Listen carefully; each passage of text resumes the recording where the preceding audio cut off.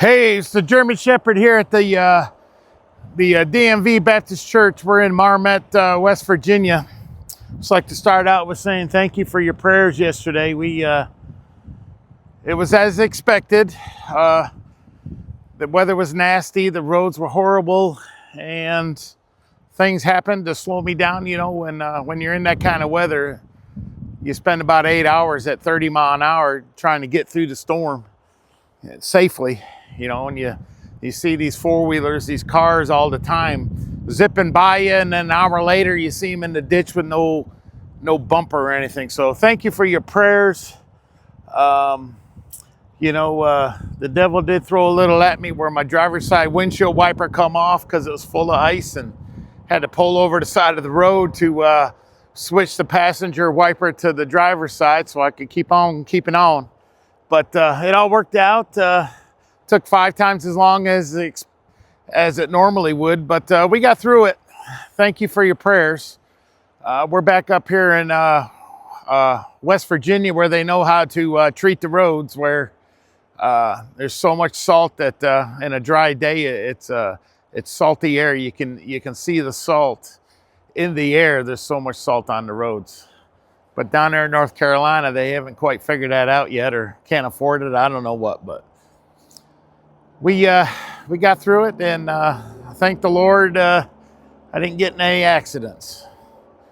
Didn't have any major problems.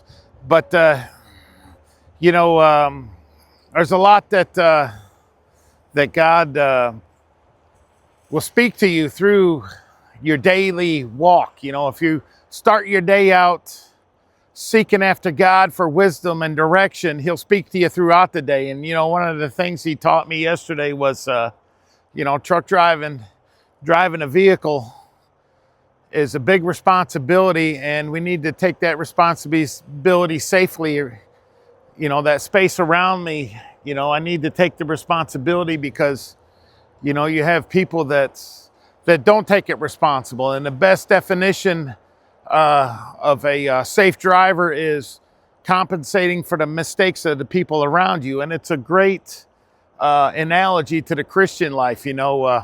Grace and mercy. Grace gives us what we don't deserve, and mercy keeps us from what we do deserve. And if we show grace and mercy to the people around us, take responsibility of our walk with the Lord, and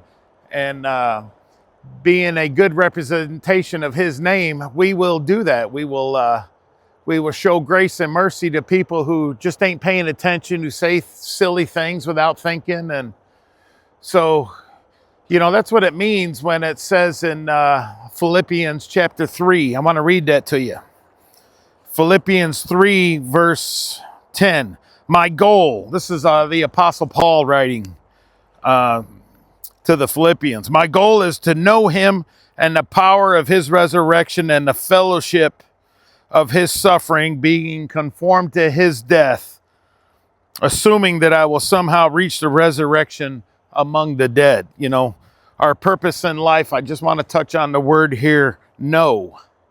That Greek word means, to say it is gnosko, and it means to experience, to have interaction with, and to experience Jesus. It reminds me of Exodus 33. That chapter is a pretty interesting chapter. You should sit down and read 33 and 34 today. And in verse 5 of chapter 33, it says, God tells Moses they're leading them, getting ready to lead them into the promised land out in the wilderness. And God tells Moses, if I went with you a single moment, I would destroy you. It may sound mean and evil, but, God, if you're going to stand in God's presence, He won't allow it if you have sin in your life. If you haven't asked God to forgive you of the sins of your life through the perfect work of Jesus Christ on the cross, and repented of your sins, turned away from it, and to seek His face and to live for Him, then you can't be in God's presence. And that's what He's saying here. He's telling Moses, hey, the Israelites are the word He uses, a stiff-necked people. They're a proud people. They're They got a lot of bad habits and they can't be in my presence and I can't go with them. And he goes on to tell him, I'll send you into the promised land, land of milk and honey, but I won't go with you. And then down in verse 11, it says that the Lord spoke to Moses face to face as a man speaks with a friend. So Moses had his sins forgiven through faith in the Messiah, and he was able to enter God's presence, not because Moses was a super saint, but because Moses' sins were forgiven.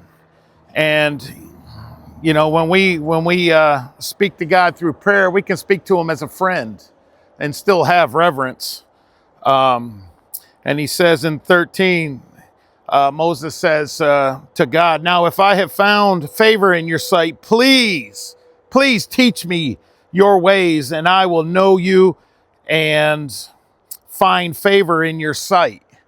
And that same word is gnosko. Teach me your ways that I can know you, experience you, know your ways. It's not just Bible memorization or checking the box every day to read the Bible.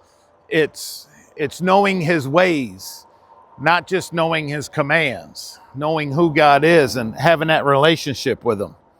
Then down in verse 15, it says, if your presence, Moses replied to him, don't make us go up from here. So Moses is God told Moses, I'm not going to go with you, but I'm going to provide a way for you to get there. And Moses tells God, if you're not going, I'm not going, because Moses' relationship with God is more important than the fun and excitement of the promised land flowing with milk and honey. So the Lord answered, you have found favor in my sight, and I know you by name. That's the same word, gnosko. God knows us by name. He wants a relationship with us. He wants us to know him. And God has many names to reveal his character.